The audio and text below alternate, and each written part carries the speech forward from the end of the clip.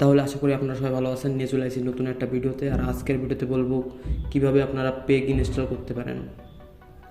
আমরা বর্তমান বাজারে এই পেগগুলো সব থেকে বেশি পেয়ে থাকি। এগুলো হচ্ছে লোয়ার পেগ। আর লোয়ার পেগের মধ্যে সব থেকে ভালো পেগ। আমি প্রায় 3 বছর ধরে ইউজ করতেছি, এখন পর্যন্ত তেমন কোনো সমস্যা হয়নি, আর ভাঙার চান্সও থাকে না এক ফোঁটাও।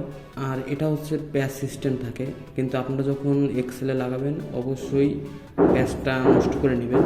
কারণ কি, আপনাদের যখন লাগাতে হবে ডাইরেক্ট ফ্রেমের সাথে আপনাদের অ্যাটাচ থাকবে, মানে আপনার ডাইরেক্ট ফ্রেমের সাথে পেগ অ্যাটাচ করতে হবে।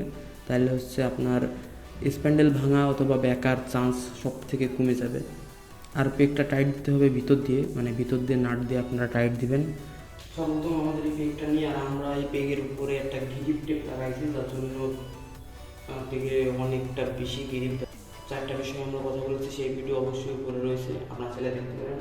আর আপনারা যদি জানতে চান যে কীভাবে আমার স্প্যান্ডেল, মোটরসাইকেলের স্প্যান্ডেল আমি সাইকেলে ব্যবহার করি, তাহলে সেটা নিয়েও একটা ভিডিও রয়েছে, আপনারা চাইলে দেখতে পারেন। অনেকে করে কি ডাইরেক্ট প্যাচ দিয়ে লাগায়, ওটি একেবারে ঠিক না, তাহলে হচ্ছে বেশি দিন টেকে না।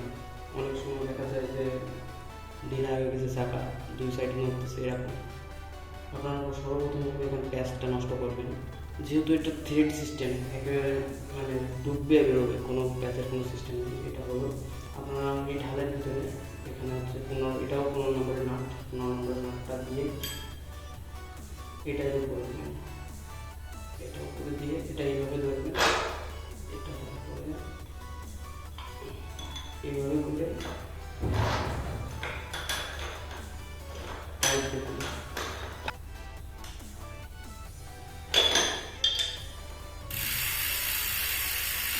তাহলে আজকের ভিডিও এই পর্যন্ত। সবাই ভালো থাকবেন, দেখা হবে নেক্সট কোনো একটা ভিডিওতে।